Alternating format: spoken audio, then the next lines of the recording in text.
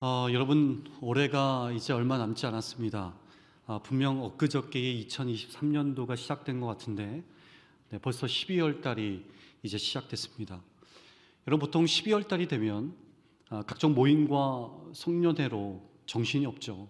우리 교회만 보더라도 자치기관들은 자치기관대로, 또 사역부서들은 사역부서대로 한 해를 마무리하기 위해서 청회도 열고, 또 한 해 서로 수고했다고 서로를 격려하고 위로하는 시간들을 보내느라 분주합니다.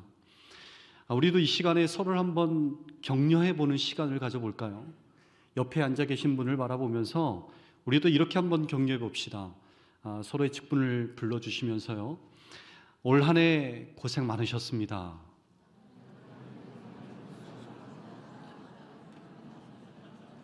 또 이렇게 한 번 더 인사해 볼까요? 내년에도 제가 옆에서 큰 힘이 되어 드리겠습니다.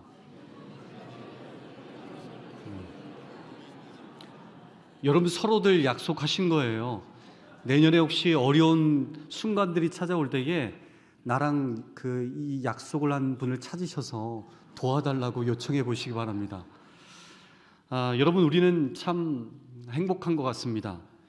누군가와 함께 같은 곳을 바라보고 또 같은 신앙을 가지고 또 서로가 힘들 때에 기꺼이 자기 어깨를 내어줄 수 있는 사람들이 있다는 것, 여러분, 이것이 행복이고 또 우리 각자에게도 큰 힘이 될 것입니다.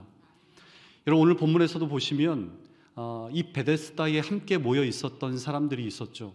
그런데 그들은 서로를 위로하거나 격려하기 위해서 함께 모여 있었던 것이 아닙니다. 오늘 본문 1절에 보시면 유대인의 명절이라고 나옵니다. 이 명절이 어떤 명절이었는지에 대해서는 많은 논란이 있습니다. 이스라엘에는 여러 절기들이 있었는데요. 3월에 불임절이 있고, 4월에 유월절이 있고, 또 5월에 오순절, 9월에 나팔절, 또 10월에는 초막절이 있고, 12월에는 이 수전절이 있었습니다. 본문에서 말하는 유대인의 명절이 이 중에서 과연 어떤 절기에 속하는지는 우리가 정확하게 알 수는 없습니다.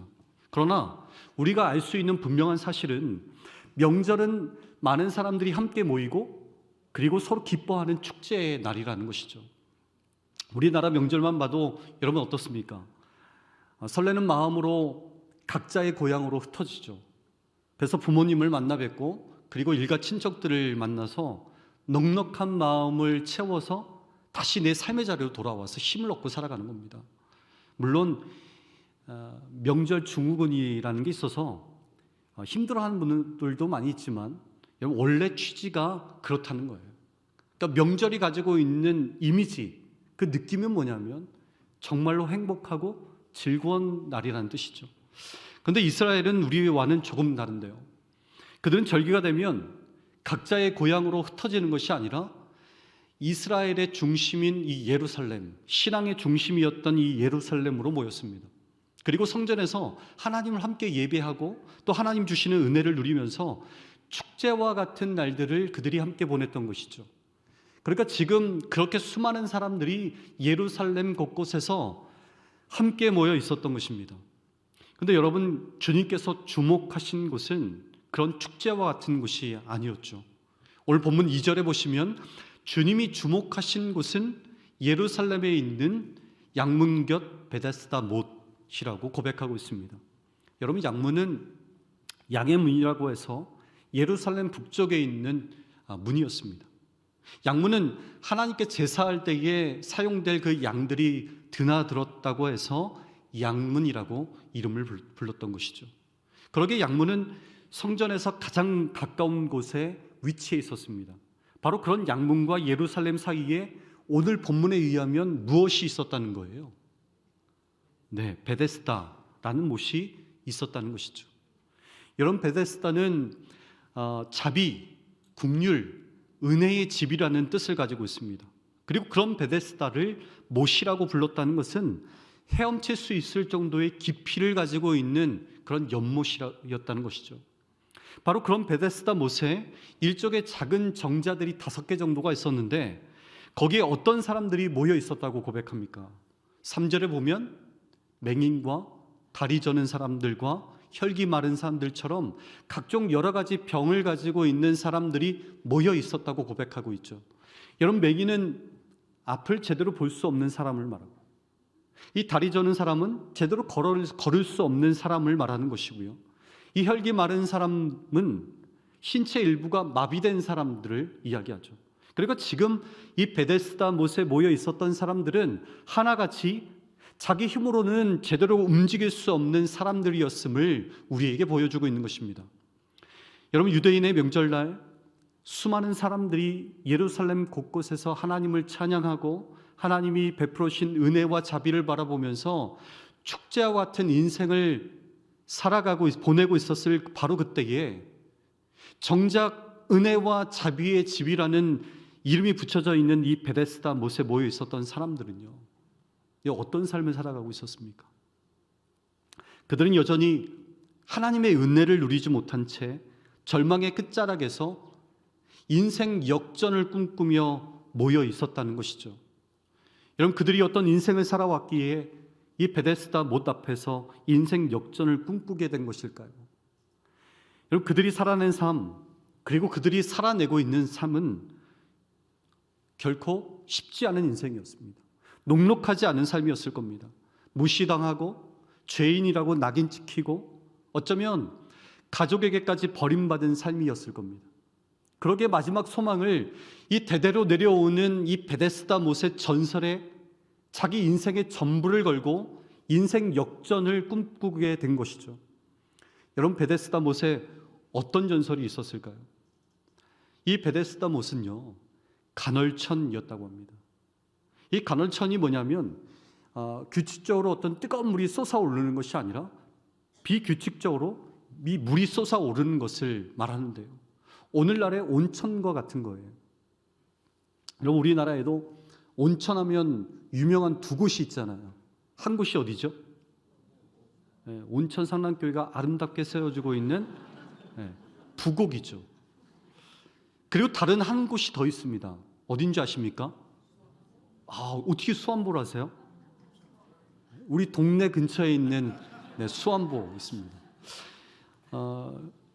여러분, 부곡 하와이라고 부른다면 수안보는 뭐라고 불렀을까요? 와이키키 수안보라고 했습니다.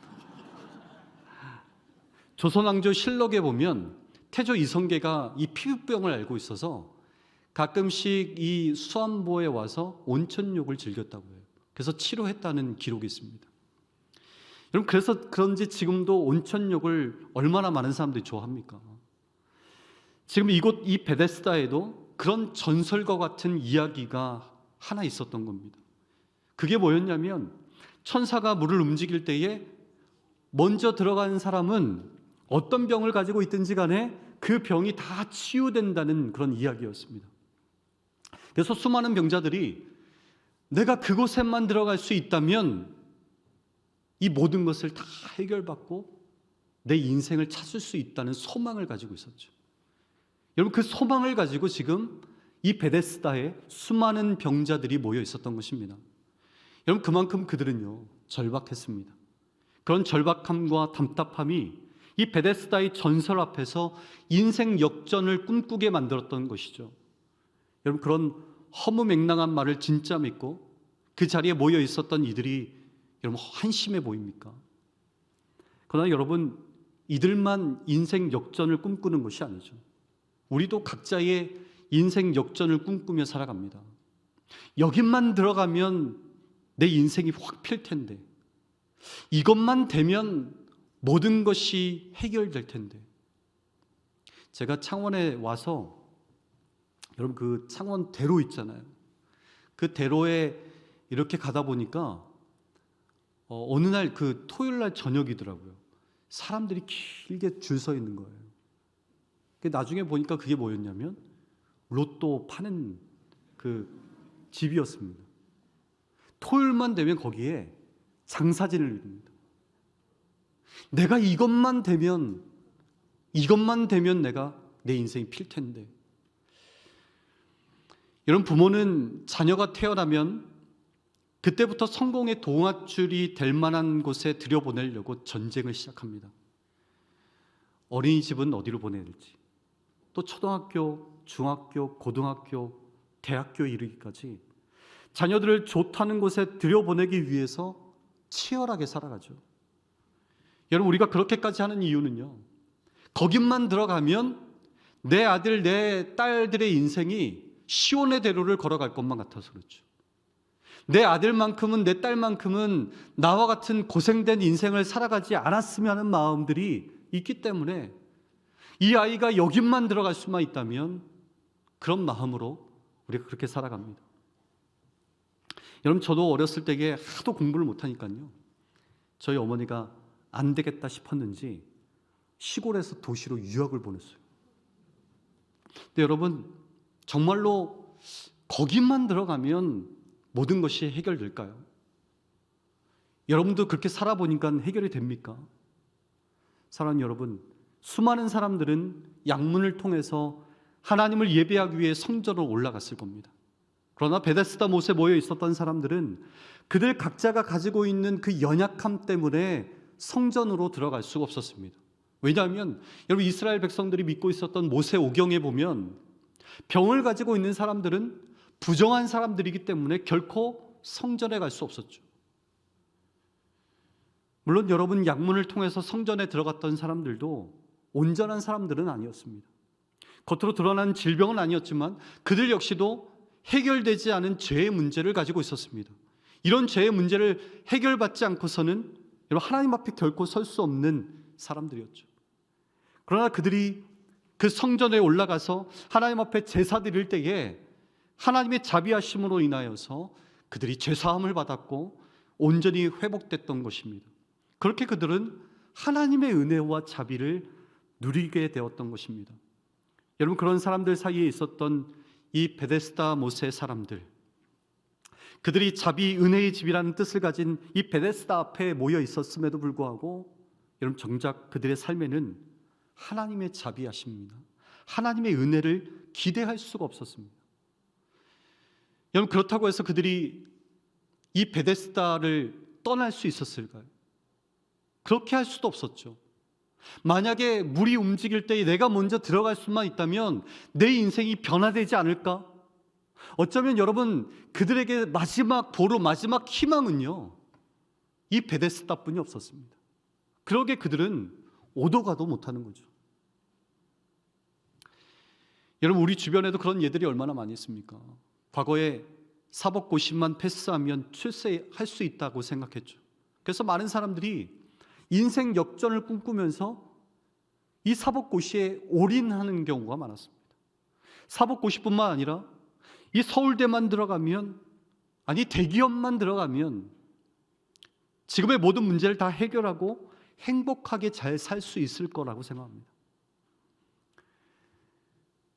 사랑하는 여러분, 여러분에게도 그런 베데스다가 있습니까?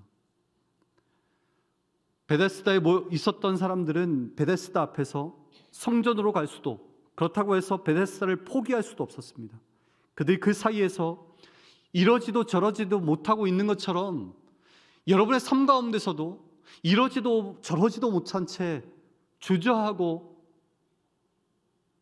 망설이고 있는 그런 자리가 있겠습니까? 38년 된 병자는 오늘 하루만 이 베데스다 연못에 온 게 아니었습니다. 수없이 이 베데스다 못에 왔을 것이고 몇 날 며칠이고 물이 움직일 때만을 기다렸을 겁니다. 어쩌면 38년 동안 그렇게 되풀이해야 하는 삶을 그가 살아왔을 겁니다. 그러기에 그에게 38년은요, 절망과 그리고 고통이었죠.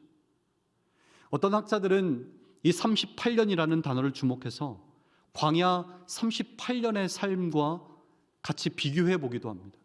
여러분, 이스라엘 백성들이 출애굽하여서 약속의 땅에 들어가고자 했을 때에 여러분, 그들이 가장 먼저 보냈던 것이 정탐꾼들이었잖아요. 그들을 그곳에 먼저 보냈을 때에 그 땅에 이미 자신들의 힘으로는 이길 수 없는 엄청난 대적들이 자리 잡고 살아가고 있는 것을 들었어요. 여러분, 그것을 들었을 때에 그들 가운데 찾아왔던 것은 두려움과 절망이었습니다. 여호수아와 갈렙을 통해서 이스라엘에게 용기를 주고자 하셨음에도 불구하고 그들은 그 앞에서 용기를 낼 수가 없었죠. 여러분, 그들이 왜 그토록 주저하고 그리고 두려워했을까요?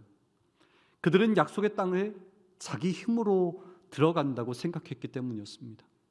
결국 그것이 그들을 38년 동안 광야에서 방황하다가 죽게 만들었던 것입니다. 여러분, 가나안은 자기 힘으로 가는 것이 아니라 하나님의 은혜로 들어가는 것입니다. 오늘 본문에 38년 된 병자 역시도 38년을 병 때문에 주저앉아 있었죠. 그리고 그런 절망스러운 현실에서 빠져나오고 싶어서 베데스다 못에 이 전설의 희망에 자기 전 인생을 걸고 지금 그곳에 모여 있는 겁니다. 그러나 자기 힘으로는요, 이 베데스다 못에 들어갈 수도 없었고 자기가 38년 동안 가지고 있었던 병을 치료할 수도 없었습니다. 여러분, 그에게 필요한 것은요, 전적인 하나님의 은혜였습니다. 그래서 오늘 본문 6절에 보시면 그런 절망과 고통 속에 있었던 이 38년 된 병자에게 누가 찾아오세요? 예수님께서 찾아가시죠. 주님이 그에게 아주 본질적인 질문을 합니다. 내가 낳고자 하느냐? 이전까지 그는 일단 이 베데스다 못에 들어가는 게 삶의 목적이었습니다. 여기에 먼저 들어가면 하면 걸을 수 있다는 생각이 그 안에 가득 들어가 있었죠. 그래서 주님이 낳고자 하느냐라고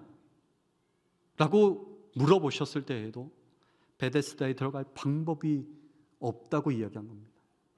주님은 그런 자에게 내 자리를 들고 가라고 말씀하시죠. 그는 주님을 만남으로요, 삶의 방향과 그리고 목적이 바뀌어버린 거예요. 여러분, 그 전까지 그는요, 절망과 실패의 자리에서 빠져나올 수가 없었습니다. 그러나 그가 주님을 만나고 난 이후에 주님의 말씀하심에 따라서 그가 그 자리를 털고 일어나죠. 여러분, 이것이 삶의 방향과 목적이 바뀐 겁니다. 여러분, 이처럼 우리가 주님을 만나면요, 삶의 방향과 목적이 완전히 바뀌게 되는 것입니다. 그리고 그렇게 삶의 방향과 목적이 바뀌게 된다면 정말로 다른 삶을 우리가 살아가야 하죠. 주님을 만나고 난 이후에도 여전히 베데스다를 벗어나지 못한 채 그 주위를 배회하거나 삶의 고난이 찾아올 때마다 또다시 인생 역전을 꿈꾸면서 또 다른 베데스다를 찾아다닌다면 여러분, 그것보다 어리석은 자가 어디 있겠습니까? 여러분, 그래서 우리에게 필요한 것이 있습니다. 오늘 본문 우리 14절의 말씀을 같이 한번 읽어보겠습니다. 우리 14절의 말씀입니다. 시작.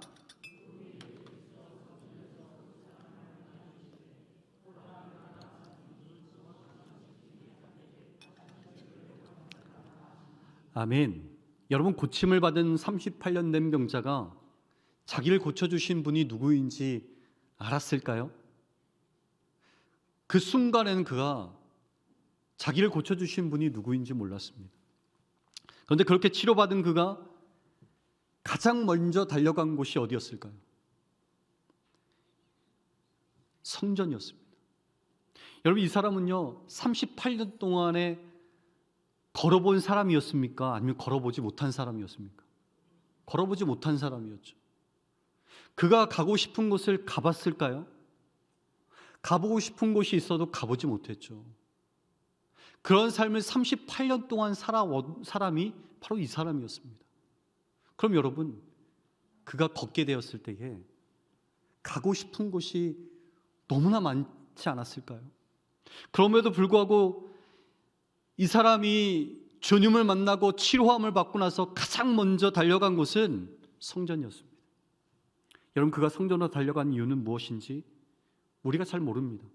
그러나 중요한 것은 그가 성전으로 달려갔다는 거예요. 그리고 그곳에서 누구를 만나게 되는 거예요? 자신을 고쳐주신 분이 누구인지를 만나게 되죠.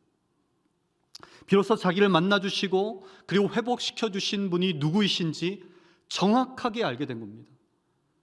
여러분, 중요한 것은요, 고침받은 이 사람은 성전에서 주님을 만났을 뿐만 아니라 고침받은 이유를 어떻게 살아가야 될지를 주님을 통하여서 구체적인 삶의 방향과 방식들을 배울 수 있게 됐다는 사실입니다. 여러분, 우리가 예배의 자리에 나온다는 것, 그 이유가 무엇이든지 간에 우리가 그렇게 예배 자리에 설 수 있다면 우리는 그곳에서 주님을 만날 수 있습니다. 그리고 주의 말씀으로 말미암아 이 땅에서 내가 어떻게 살아가야 할지, 하나님께서 나를 통하여서 어떤 계획을 가지고 계신지, 하나님께서 원하시는 삶의 방향과 목적이 어떤 것인지를 우리가 깨달을 수 있게 되는 것이죠. 여러분, 그렇게 살아가는 것이 오늘 본문 14절에서 말씀하고 있는 것처럼 더 심한 것이 생기지 않게 다시는 죄를 범하지 않는 삶인 줄 믿습니다. 여러분, 누누이 말씀드리지만 죄는요, 누군가의 것을 빼앗거나 폭력을 가하거나 살인이나 사기를 저지르는 것을 말하는 것이 아닙니다. 여러분, 우리에게 가장 큰 죄는요, 우리의 원죄는요, 내 삶 속에서 하나님을 인정하지 않는 삶이에요. 하나님의 주인 되심을 고백하지 못하는 삶입니다. 그래서 주의 말씀을 거부하고 내 생각과 내 뜻을 쫓아 나만의 베데스다에서 인생 역전을 꿈꾸며 살아가는 것이 여러분 가장 크고 가장 무거운 죄라는 사실을 기억하시기 바랍니다. 오늘 본문 15절 말씀해 보시면 이렇게 기록하고 있습니다. 그 사람이 유대인들에게 가서 자기를 고친 이는 예수라 하니라. 여러분, 이 사람이 유대인들에게 갔다고 하는데 여러분, 그들이 어떤 사람들이었습니까? 38년 동안에 걷지 못하는 그 병을 가지고 살아갈 때에 자신을 향하여서 당신이 하나님 앞에 죄를 범했기 때문에 벌을 받은 것이라고 자기를 죄인 취급하고 소외시키고 낙인 찍은 사람들이었습니다. 지금 주님을 만나고 회복되었던 이 사람이 자신을 치유하신 분이 누구인지를 알게 되었을 때에 그가 달려간 곳은 바로 그런 사람들이었습니다. 그런 사람들에게 달려가서 예수 그리스도를 전하는 자가 됐던 것이죠. 사랑하는 여러분, 지금 여러분은 어디에 서 계십니까? 인생 역전을 꿈꾸며 혹여나 각자의 베데스다에 서 계십니까? 주님 앞에서 인생 역전을 꿈꾸며 하나님 주신 비전을 따라 삶의 목적과 방향이 바뀔 수 있기를 바랍니다. 그래서 정말로 하나님께서 주시는 그 은혜, 오직 하나님만이 주시는 그 자비하심, 그것이 여러분의 삶에 가득 흘러 넘쳐서 날마다 그것을 나누고 전하는 정말 하나님 보시기에 복된 인생이 되실 수 있기를 간절히 바랍니다.